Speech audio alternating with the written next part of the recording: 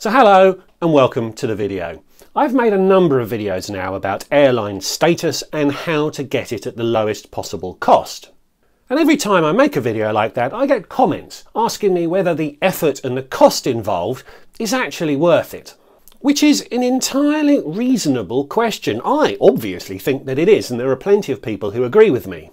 But for others, the attractiveness of spending money just to secure status is really not obvious. After my last video on this subject, I received this comment.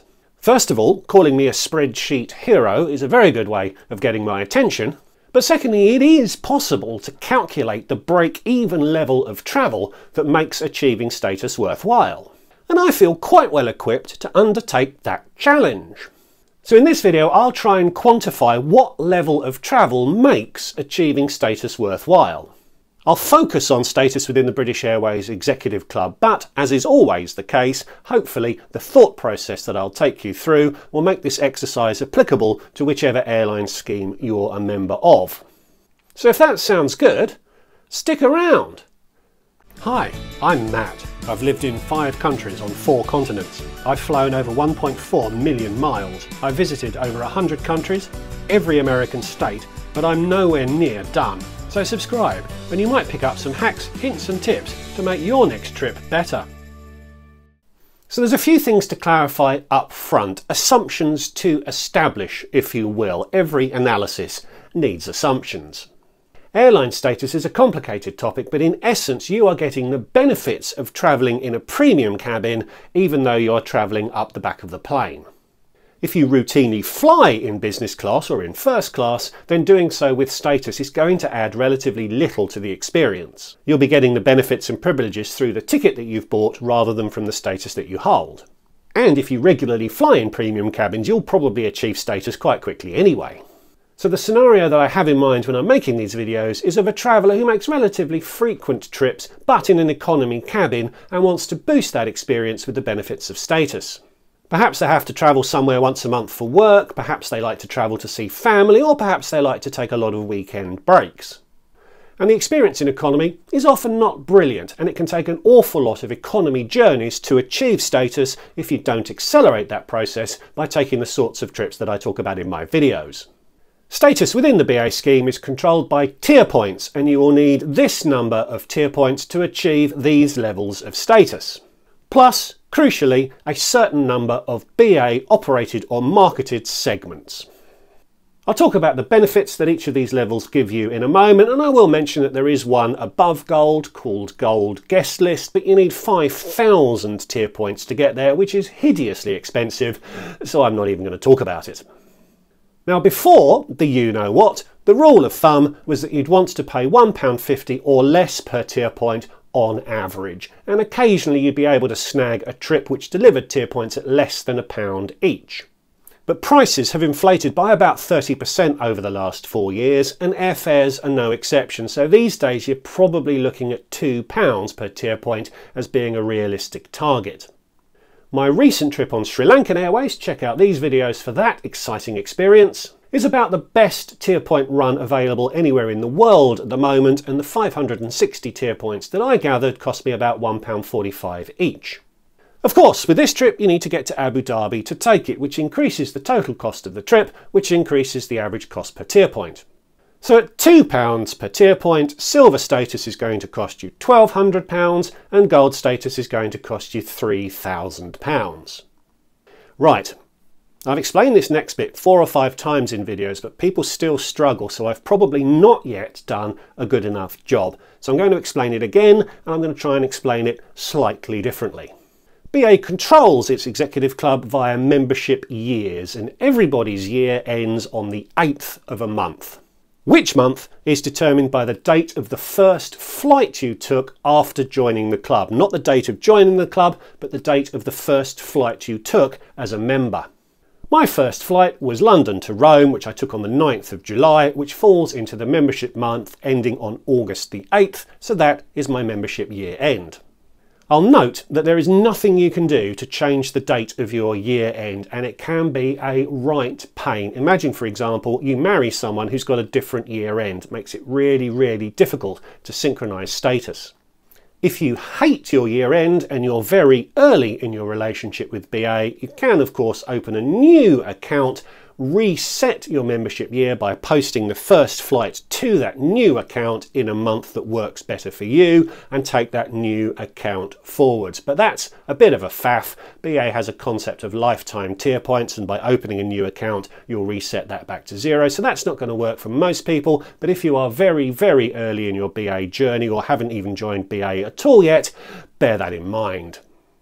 Now, when you qualify for status, the status that you achieve applies for the rest of the year you're in and the entirety of the following membership year. So, if you can secure status in the first month of your membership year, you'll get it for the remaining 11 months plus the entire 12 months of the following year. Plus the grace period. Now, this is the bit which I think confuses people. At the end of everyone's membership year, BA gives everyone a 2-month grace period. The status you held at the end of the year that's just expired prevails for those 2 months. So if you travel, you still get all the benefits of the old status. So what that means is that if you achieve status in the first month of your membership year, you'll get it for the remaining 11, the next 12, and for the 2 months of the grace period. That's 25 months of status, which is over 2 years. If you are only to achieve status on the very last day of your membership year, you'll get it for that day, the next 12 months, and the 2 months of the grace period, so only 14 months in total. So hopefully you can see 3 things from this. Firstly, it makes a huge difference if you can secure status early in your membership year. So I encourage people to undertake tier point runs in the very early months of their new membership year, so the status they earn lasts for 2 years. Secondly, building on this, the grace period is the absolute sweet spot for re-securing your status. If you are renewing silver status, you will have silver status when you travel. You'll get the lounges and you'll get the other benefits that I'll talk about in a moment. But the tier points you earn will go towards renewing that silver status, and if you get the requisite number before the end of the grace period, you will never drop out of having silver status. And thirdly, if you are able to do this, you only need to worry about gathering tier points every other year. As long as you can re-secure your status within the grace period of the 3rd year, tier points gathered in year 2 have no value at all. You already have status. You can spend that year enjoying the benefits of the status without worrying about having to re-secure it. So in this analysis, I'm going to assume that you are routinely able to secure your status within your grace period, which means your status will last for 2 years. So the £1,200 it costs to get silver means you're only spending £600 a year for it, and the £3,000 you're spending for gold status means you only have to spend £1,500 a year to achieve it. You spend it in a clump, but it lasts for 2 years. This is so important that I'm happy to go over it again, but hopefully this is the last time I have to do this. So what do the various status levels give you, and what are those benefits actually worth? Well, BA does a tremendous job of making the blue tier look very valuable. And I come up with no less than 14 bullet points of things that you get with that status. You're more than welcome to study those 14 things at your leisure, but I'll tell you now that none of them have any tangible value. And remember, you get blue status from simply joining the club, so it really is the entry level. Bronze status is also quite uninspiring, although you do get 3 more bullet points. The ability to use the business class check-in desk, priority boarding, and the ability to suspend your membership through maternity or paternity leave. That might be very valuable for some of you, but for most of us it's not really that important, so I'm going to value it at 0. Silver, though, is where it gets interesting. You only get 3 more bullets on BA's list, but I'm going to talk about 5 things.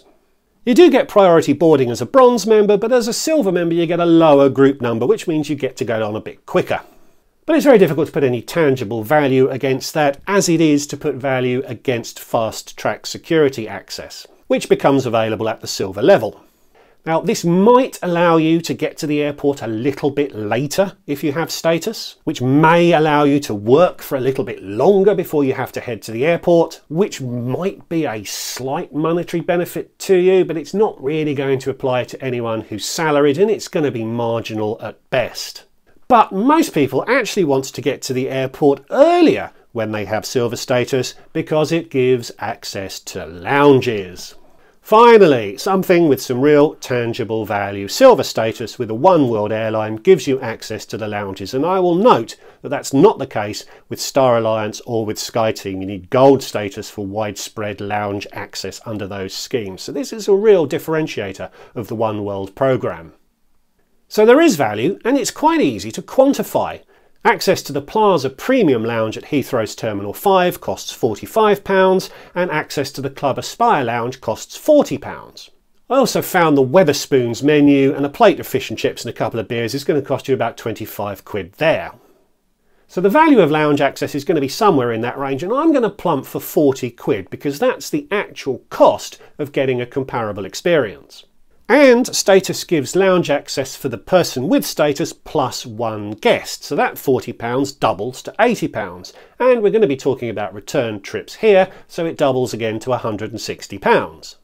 You could, of course, spend nothing. You could take sandwiches to the airport and you could enjoy a refreshing beverage from an airside water fountain. But this video is about value, and I'm going to say there's £160 of value for a couple on a return trip from having silver status. The next real benefit is seat selection, which is available to silver card holders from the point of booking. It's available to bronze card holders 7 days before travel, so there might be some value to bronze for that particular benefit, but because silvers and golds will have had access from booking, there won't be any good seats left anyway. What you have to pay to reserve a seat depends hugely on the class of travel and the distance of the flight. But I'm going to look really at short-haul economy flights for this analysis. And I did a dummy booking from London to Amsterdam, and the seat selection fees started at £7, but you pay £15 for a seat at the front and £22 for an exit row seat. You'd be able to get the £15 seats with silver status, so I'll say that's a £60 value for a couple on a return short-haul flight. It would be quite a lot more for a long-haul economy seat, and it's a lot more again for a long-haul business class seat. BA is very unusual in not giving you free seat selection when you buy a business class ticket, something that infuriates overseas travellers, but it's great for us executive club members as that means there's more good seats left for us. The next benefit is an increased baggage allowance. And again, the cost of checking a bag over your ticketed allowance is really quite hard to determine. BA doesn't make it easy. But they would charge me £35 for an extra bag on an upcoming trip I have to Dublin, or £75 if I only realised I needed to check an extra bag when I got to the airport. I'm not sure how many people making regular short-haul flights are going to be checking bags over their ticketed allowance. So I'm going to give this a 0 in my analysis, but if you do travel with a lot of luggage, if you're a scuba diver for example, this could be quite a valuable benefit of status for you. And finally, for completeness, reservation assistance means that BA will force a silver card holder onto a full flight. You have to buy a full fare ticket to get aboard, and there's a little bit of wriggle room in the terms and conditions, but this could be an absolute game changer if you're in a crisis. I'm going to give it a big fat duck egg, but again, it's worth knowing about. So there's only 2 items that I'm going to give a tangible value to from having silver status, but that adds up to £220 per trip. One last thing to mention though is that flying with silver status gives you bonus avios when flying. This is now based on the cost of the ticket that you've bought, and the various tiers have been squashed into a narrower range, so it's a lot less juicy than it used to be. But you'll get 8 avios per pound spent versus 6 avios as a basic blue card holder. Let's say a couple spends £600 on a return trip.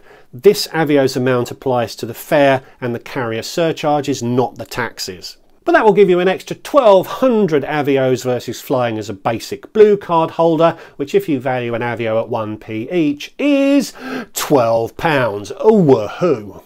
But that lifts the per trip value of status to £232. So as you'll all be timing your tier point runs perfectly, such that your silver status is only costing you £600 a year, the break-even number of trips for a couple to make status worthwhile is 2.6.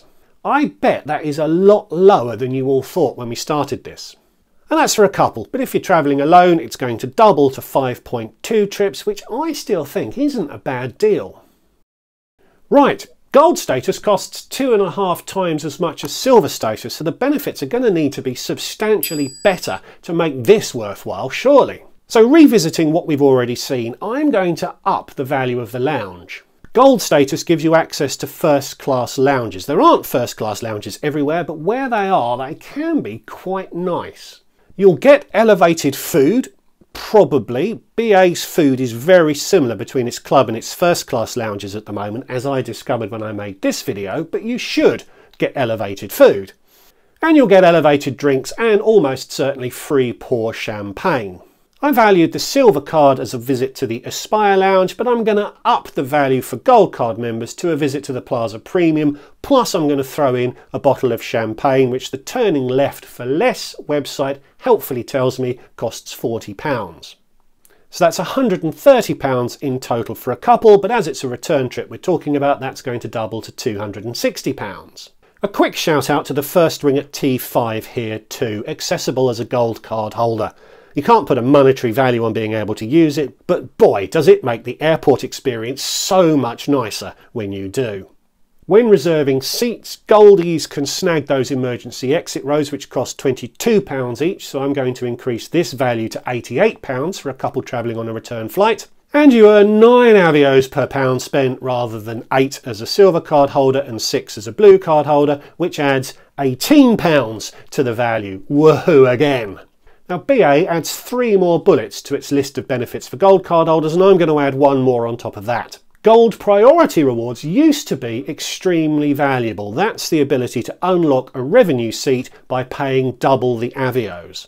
BA has cut the legs out of this benefit by changing the way that the base fare is calculated, and that is really disappointing. There are still some very, very limited circumstances where this benefit has real value, but they are very limited now, so I'm going to give this no value. Partially offsetting this, though, is the recent implementation of additional reward inventory being made available to gold card holders.